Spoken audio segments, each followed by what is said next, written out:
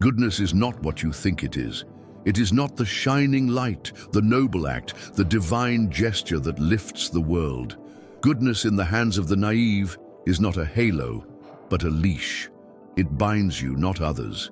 It exposes you. Like a deer standing still in the crosshairs of a hunter, you believe your kindness will inspire admiration, but it only teaches others how to extract more. You offer mercy, and they smell blood.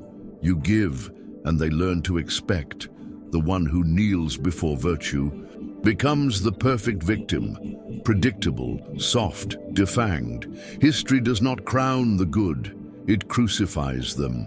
Goodness without strategy is like a lamb at a banquet of wolves. Do you remember the times you forgave, the times you gave more than you should have? And how were you repaid? With loyalty?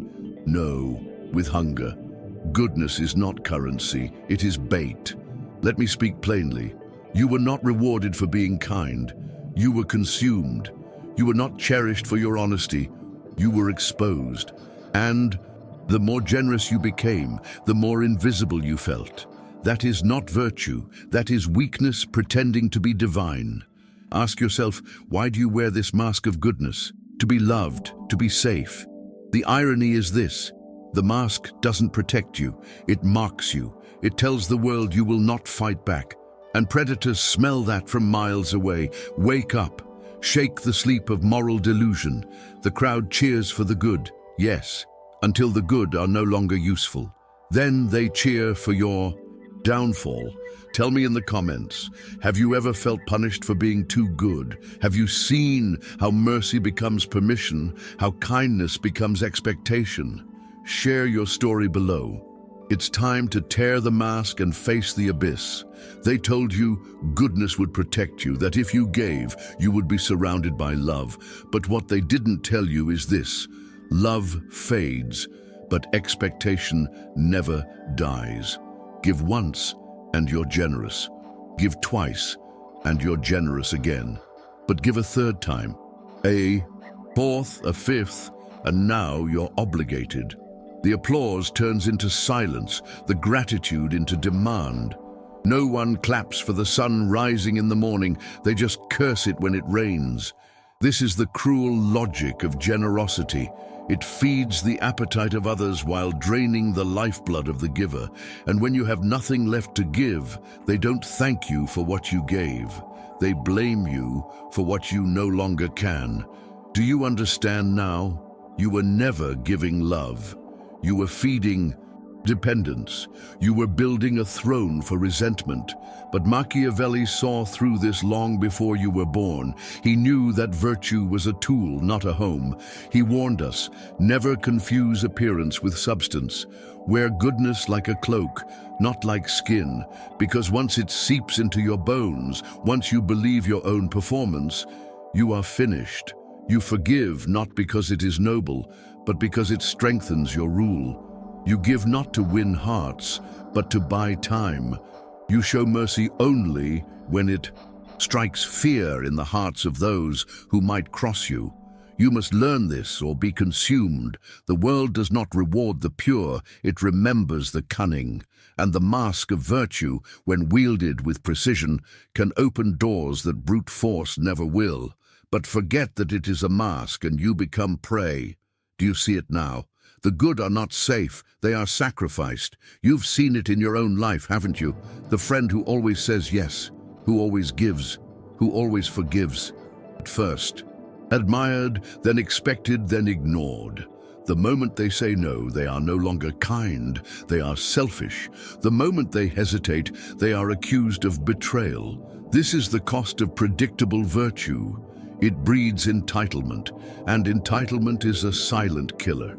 It suffocates love, poisons respect, devours memory. What once was a gift becomes a right. What once was mercy becomes law. And the giver, forgotten, replaced, used up.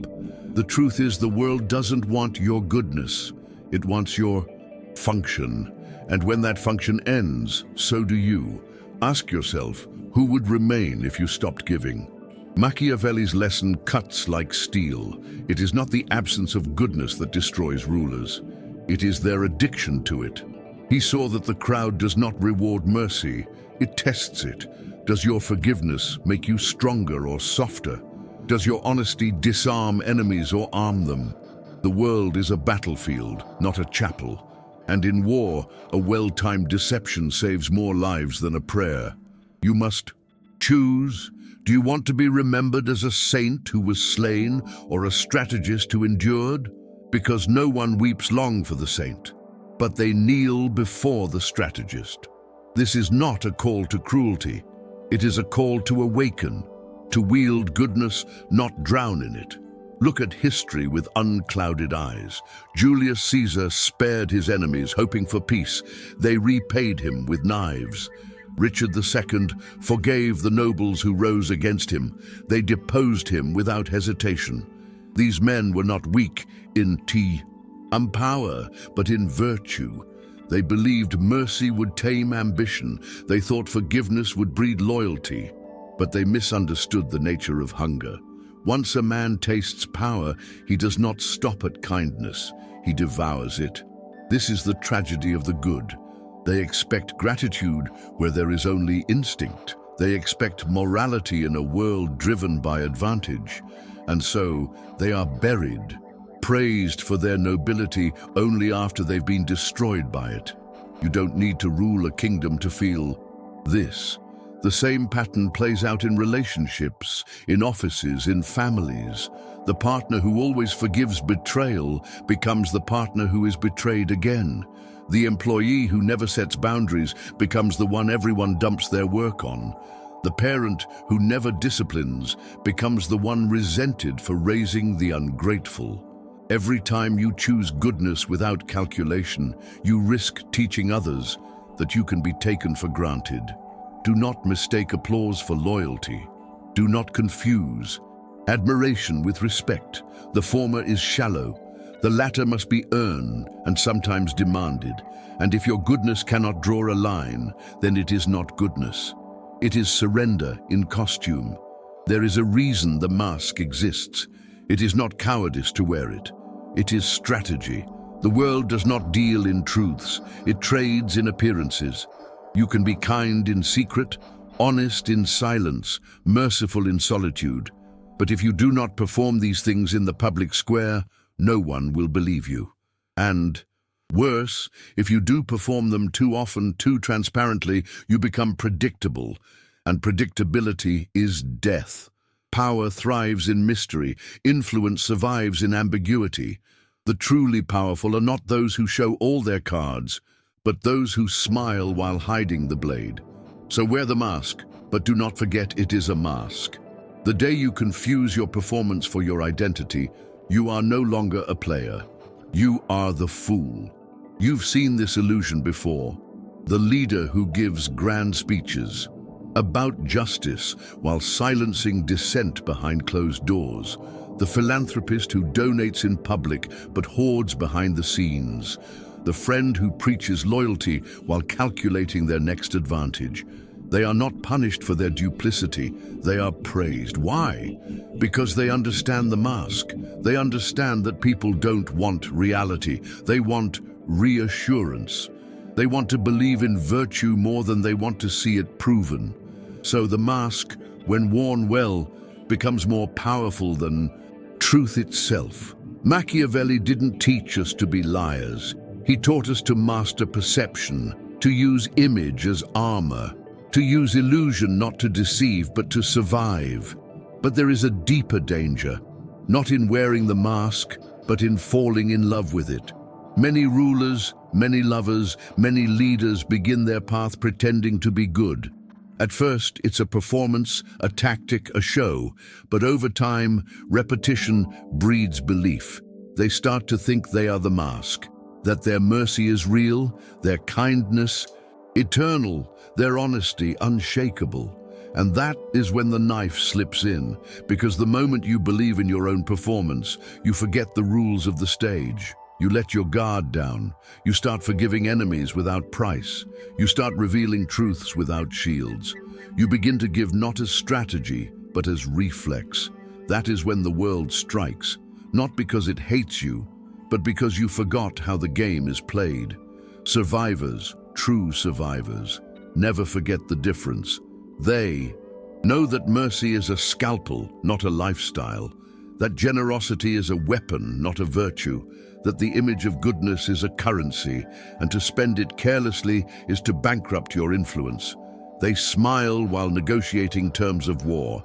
They give rarely, and when they do, it is unforgettable. They forgive once, and never without consequence. They tell the truth, but never the whole of it. These are not villains, these are not monsters, these are those who have seen the ruins of saints and decided not to join them. You say you want to be loved, but can you stomach being respected instead? Can you trade affection for authority? This is the price of survival, and few are willing to pay it. This is where most people flinch. They recoil at the idea of calculated goodness, of strategic mercy. They want their virtue to be pure, untouched by ambition, untainted by necessity. But what they fail to see is that purity is a myth, one that has led millions to ruin. The world is not a cathedral. It is an arena. And in the arena, the one who survives is not the most noble, but the most aware. Aware of timing, aware of perception, aware of cost. Even love, especially love, must be measured. You think love is eternal? Then you have not seen how quickly affection dies when power fades. You think loyalty is free?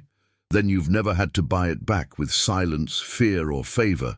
Goodness in its raw form is beautiful, but beauty doesn't last. Strategy does. Let me ask you, something brutal. Would you rather be remembered as someone who was nice or someone who could not be replaced? Would you rather be the one who gave everything and vanished, or the one who gave once and was never forgotten? That is the true economy of power. One unforgettable act of generosity binds more than 100 small favors. One moment of restrained mercy echoes longer than a lifetime of soft surrender.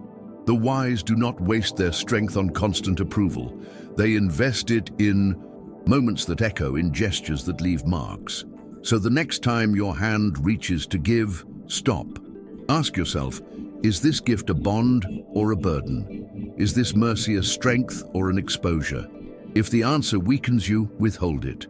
Not out of cruelty, but out of wisdom. This is where the transformation begins, when you stop giving out of fear, when you stop forgiving because it's expected, when you stop offering yourself on the altar of approval. You will feel it, a silence, a coldness, a withdrawal from those who once called you kind. Do not mistake that silence for punishment. It is purification. It is the shedding of leeches. You are not losing allies. You are revealing parasites. The ones who vanish when the giving stops were never loyal. They were dependent. Their love was a transaction, their respect a convenience. You are not becoming cruel. You are becoming real. And realness is always punished by those who cannot profit from it. But here's the paradox. The more you restrain your goodness, the more valuable it becomes. The less you speak, the more your words matter. The rarer your gifts, the more they bind. The scarcer your forgiveness, the more feared your disappointment becomes. Power is not in what you do often. It is in what you could do, but choose not to. The lion does not roar all day.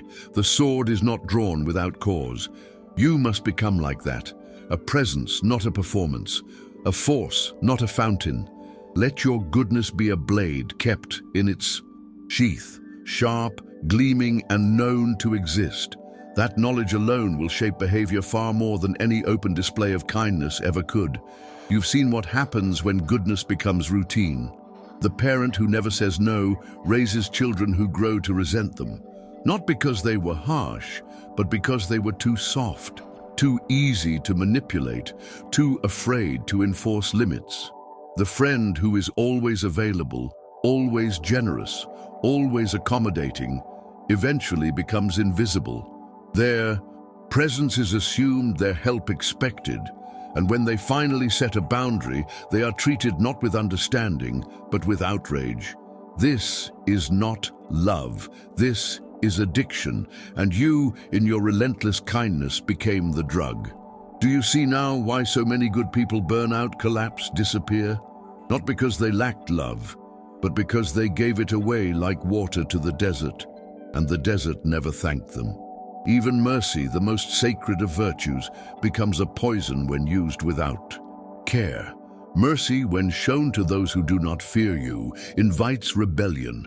When you pardon too easily, people stop believing in consequences. They begin to test you. A little lie here, a small betrayal there, until the tests become patterns and the patterns become power struggles.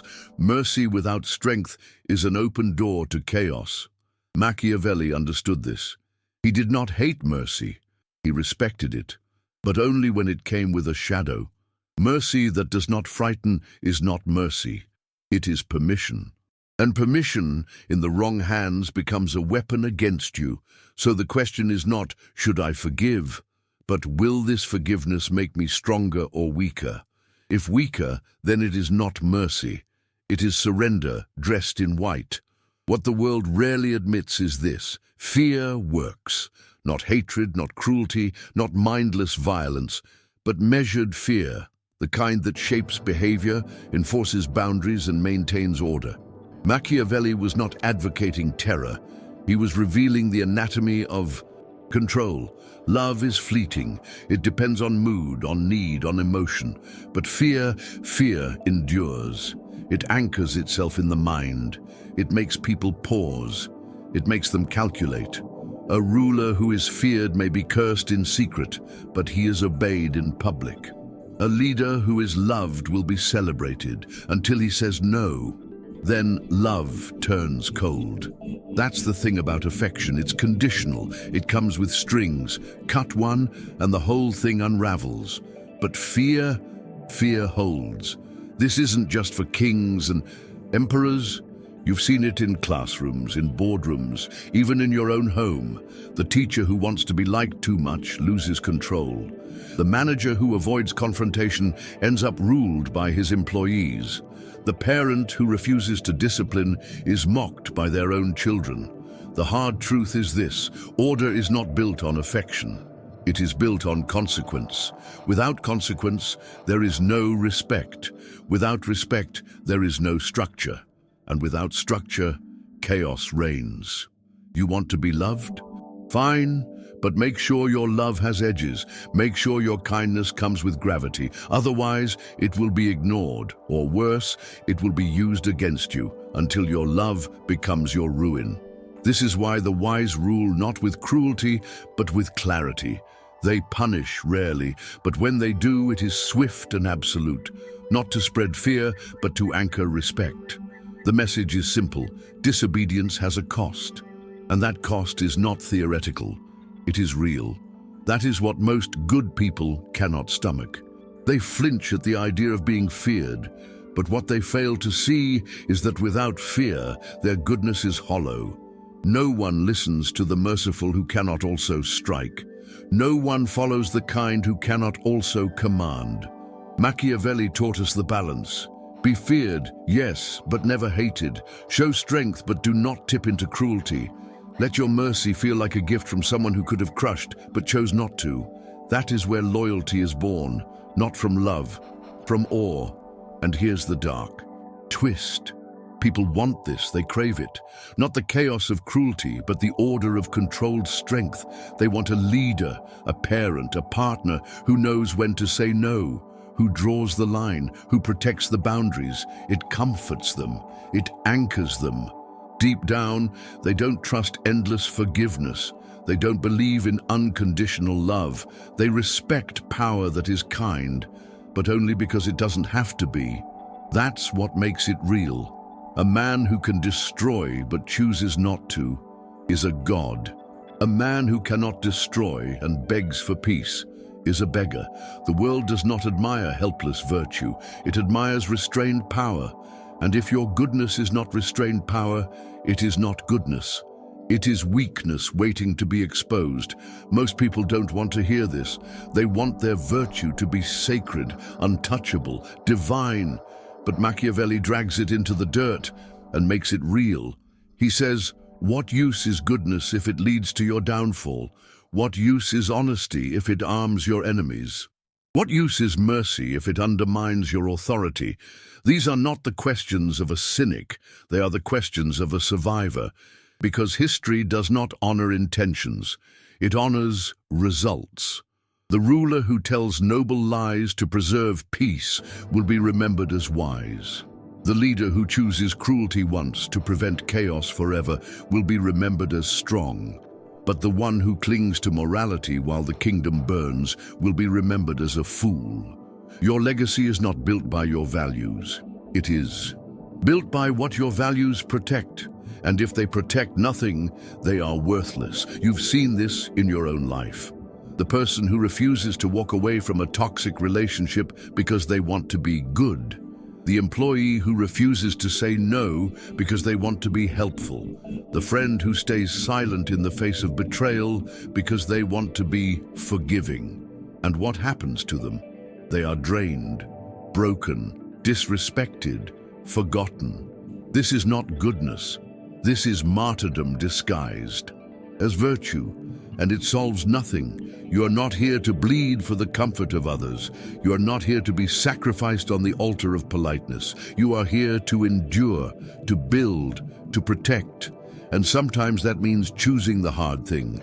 Sometimes that means being seen as harsh, as cold, as calculating. So be it. Better a fortress misunderstood than a saint destroyed. Let's speak of legacy. Statues are not raised for the kindest. They are raised for the unyielding, for those who bore the weight of cruelty when no one else would, for those who lied to protect the greater truth, for those who stood alone, hated, in order to keep chaos from swallowing the world. Their methods, controversial, their image, often stained, but their outcome, unshakable. And so time forgives them. The blood they spilled is rewritten as sacrifice. The lies they told become strategy. The pain they caused becomes necessity. This is the cruel forgiveness of history. It does not care what you did, only what you achieved. And if your virtue cost you everything, history has no space for martyrs who failed. So remember this. The world rewards masks, not faces.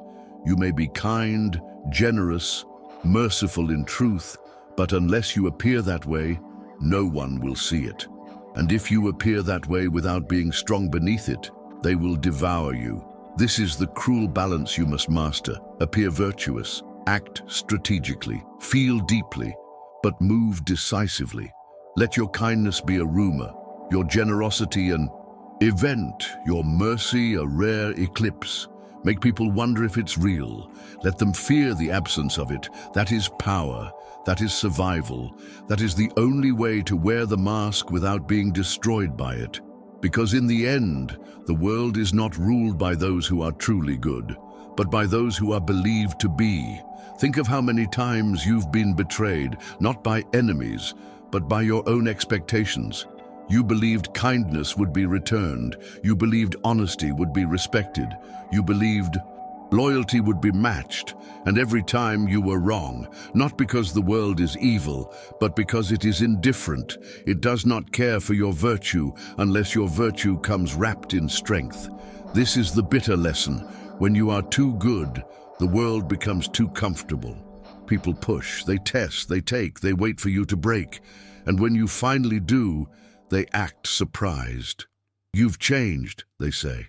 No, you woke up. You saw the trap. You learned that being good without limits isn't noble. It's a slow suicide. Machiavelli didn't want to kill virtue. He wanted to weaponize it. He wanted to teach us how to use it without being used by it. Mercy, he said, must come with power. Generosity must come with calculation. Honesty must come with discretion. Because once you separate virtue from survival, it becomes decoration, something to hang around your neck while others sharpen their knives. You want to be good? Then be dangerous first. Then choose goodness. Let it be a decision, not a default. Let it come from control, not compulsion. Because only then is it real, only then is it respected, and only then will it endure. Goodness should not be your nature. It should be your weapon. This is where your freedom begins, when you stop trying to prove your goodness to people who profit from your weakness, when you stop apologizing for drawing lines, when you stop explaining why you said no. You owe no one the sacrifice of your strength. You owe no one the endless performance of virtue. Let others play the saint if they wish. Let them bleed for applause. You, however, will choose something rarer: clarity, precision, power with a conscience, mercy with a spine. You will give only when it binds loyalty. You will forgive only when it secures respect. You will be feared for your silence more than others are praised for their kindness. And in that silence, you will be untouchable. People will say you've become cold. Let them. They confuse warmth with usefulness. They confuse accessibility with affection. What they mourn is not your goodness, but their access to it. The more you protect yourself, the more they will say you've changed. But what you've done is evolve. You've seen the trap, and now you're stepping over it. That's what the strong do. They do not abandon virtue. They refine it. They sharpen it. They use it like a blade, only when needed, only when it cuts clean, only when the world has forgotten you're capable of it. Then, and only then, does virtue leave a mark deep enough to be remembered. Let's not pretend anymore. The world is not a fair place. It does not reward the pure. It does not uplift the honest. It rewards the strategic, the resilient, the perceptive.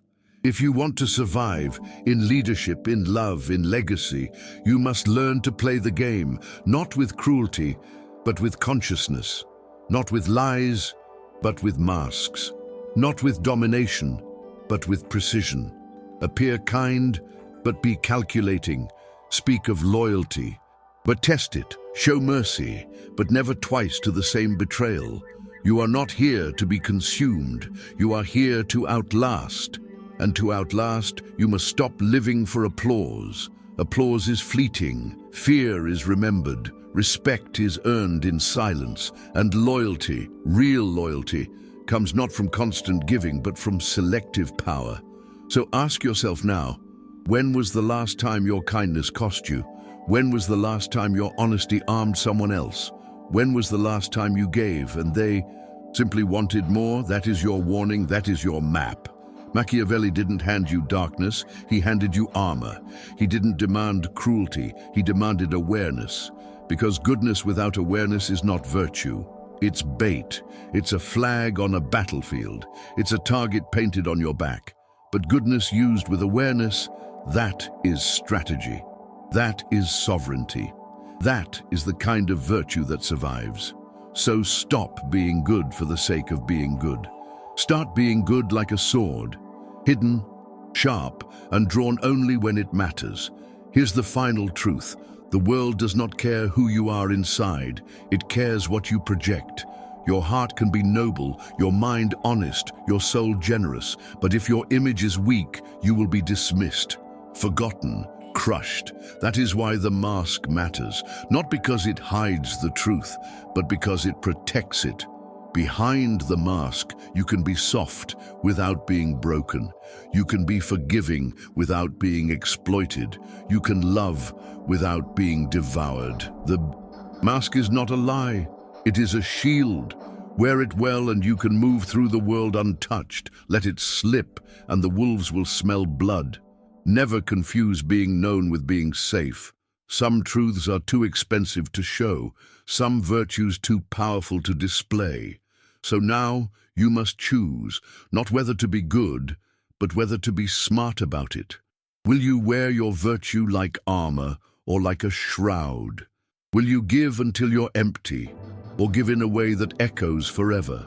Will you cling to ideals as the world collapses, or will you bend them just enough to build something that lasts? Because in the end, history is not kind to the kind, it is kind to the strong. It rewrites cruelty as vision, deception as strategy, power as grace. And the names that survive are not those who were good, but those who were believed to be good and acted with precision. So wear the mask, Wield the blade. Protect the fire of your goodness by hiding it from the wind. That is how you endure. That is how you win.